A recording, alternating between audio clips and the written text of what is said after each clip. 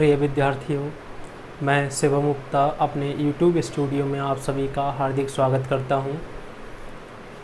पिछली वीडियो में हमने फिजिक्स 12th में लेसन 1 में इलेक्ट्रिक चार्ज एंड फील्ड, इसमें हमने आपको वैद्युत द्विध्रुव के कारण वैद्युत क्षेत्र की तीव्रता ज्ञात करना बताया, जिसमें हमने अच्छी स्थिति में वैद्युत क्षेत्र की तीव्रता आप लोगों को समझाई। अब हम दूसरा टॉपिक लेते हैं। इसमें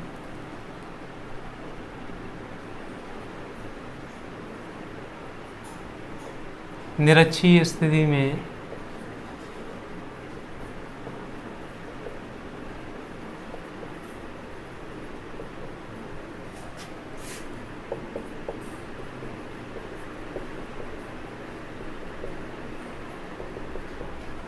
अच्छी स्थिति में हम निकाल चुके थे, अब हम बात करेंगे निरक्षीय स्थिति की।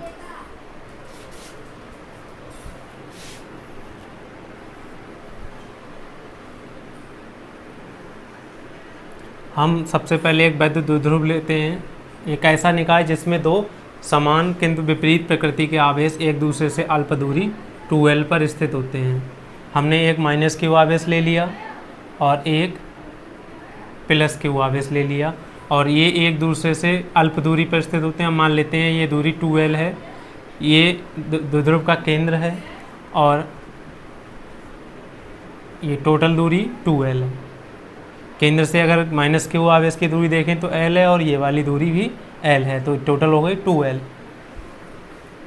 इस पॉइंट को A बोल देते हैं, हम इसको B मान लेते हैं। ये आवेश A पर रखा हुआ है और ये वाला V पर रखा हुआ है। इस द्विध्रुव के मध्य बिंदु O से स्मॉल r दूरी पर कोई पॉइंट P ले लेते हैं हम, जो कि निरक्षीय स्थिति में है। r दूरी पर हमने एक पॉइंट P ले लिया। इस P पॉइंट पर वैद्युत द्विध्रुव के कारण हम वैद्युत क्षेत्र की तीव्रता ज्ञात करेंगे। अब यहाँ पर हमारे पास दो आवेश हैं, एक -q एक +q। दोनों के कारण यहाँ पर तीव्रता आएगी, फिर उसका हम परिणाम ही निकालेंगे। तो हम क्या करते हैं, सबसे पहले -q आवेश के कारण जो तीव्रता निकल के आ रही है वो निकालेंगे हम। ये दूरी अगर देखें हम, अगर ये दूरी r लें तो ये टोटल दूरी हो जाएगी। अगर इसमें पाइथागोरस प्रमेय से निकालें, ये आधार हो गया और ये कर्ण हो गया, तो ये आ जाएगा दूरी √L² + r² +L²। इसी तरह से यहाँ से अगर दूरी देखें +q आवेश से P पॉइंट की दूरी, तो वो भी √r² +L² होगी। P पॉइंट पर हमें वैद्युत क्षेत्र की तीव्रता निकालनी है, तो सबसे पहले हम देखेंगे -q आवेश के कारण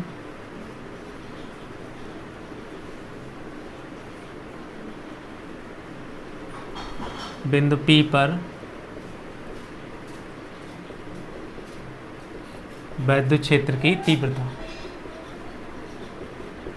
-q आवेश के कारण वैद्युत क्षेत्र की तीव्रता निकालनी है P पर। हम P पर एक परीक्षण आवेश Q0 धन परीक्षण आवेश Q0 ले लेते हैं। इस P पॉइंट पर इस आवेश के कारण तीव्रता निकालने के लिए E1 बराबर आ जाएगा, E1 बोल देते हैं इसको हम। E1 बराबर आएगा, फॉर्मूला होता है 1/4πε0 Q अपॉन दूरी का स्क्वायर, r² होता है। यहाँ पर हमारी दूरी है A से P तक की दूरी है √r² + L², और इसका हम स्क्वायर कर देंगे। स्क्वायर से स्क्वायर रूट कैंसिल हो जाएगा, तो E1 बराबर आ जाएगा 1/4πε0 Q अपॉन r² + L²। इसकी अगर दिशा देखें हम, क्योंकि E क्या होता है, सदिश राशि होती है, तो ये P पर धन परीक्षण आवेश रखा हुआ है और A पर -q आवेश रखा हुआ है। ये वाला आवेश इस आवेश को अपनी ओर आकर्षित करेगा, क्योंकि ये एक ऋण आवेश है और एक धन आवेश है। विजातीय आवेश एक दूसरे को आकर्षित करते हैं, तो इस E1 की दिशा P से A की ओर होगी। तो E1 की दिशा हम इस तरह से बनाएंगे, P से A की ओर, तो इसकी दिशा लिख देंगे PA दिशा।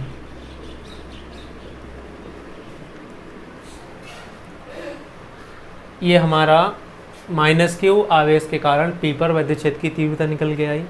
अब इसी तरह से +q आवेश के कारण P पर तीव्रता निकालेंगे। +q आवेश के कारण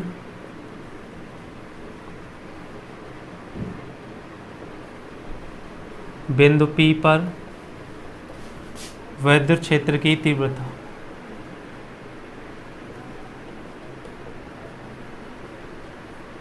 तो वो E2 मान लेते हैं हम। E2 बराबर आ जाएगा 1/4πε0। आवेश वही है Q अपॉन, क्योंकि इसमें चिन्ह तो लेना नहीं है हमें, क्योंकि ये सदिश राशि है E, इसलिए केवल आवेश का परिमाण लेते हैं। अपॉन में R स्क्वायर, दूरी का स्क्वायर जाएगा √R² प्लस L स्क्वायर का होल स्क्वायर।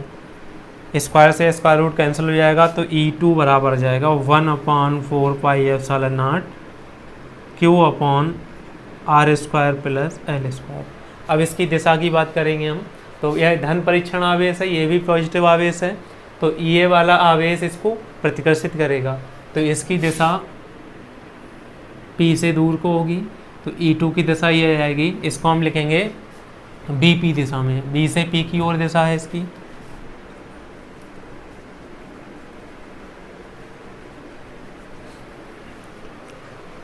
अब यहाँ पर हम देखते हैं, चूंकि E1 की दिशा ये है और E2 की दिशा ये है, तो इनका परिणामी निकालने के लिए हम E1 और E2 के घटक करते हैं, क्षैतिज और ऊर्ध्वाधर घटक करेंगे।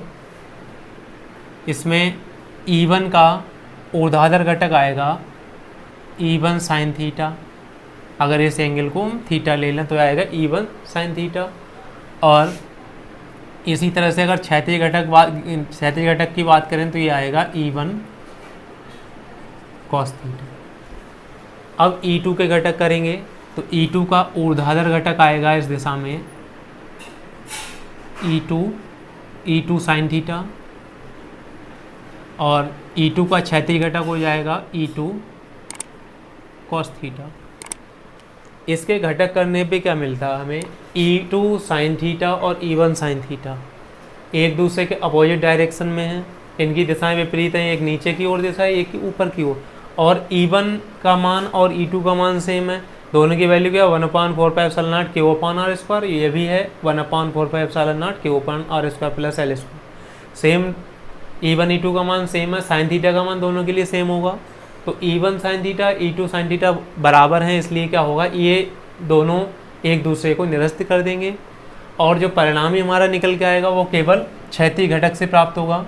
तो बिंदु P पर हमारा परिणामी निकल के आएगा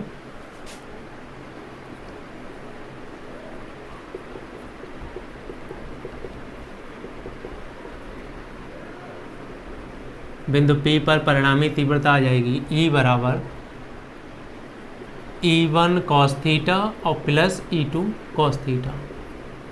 E1 E2 की वैल्यू लगा लेंगे यहाँ पर 1/4πε0 Q/R² plus L square cos theta plus 1/4πε0 Q/R² plus L square into cos theta.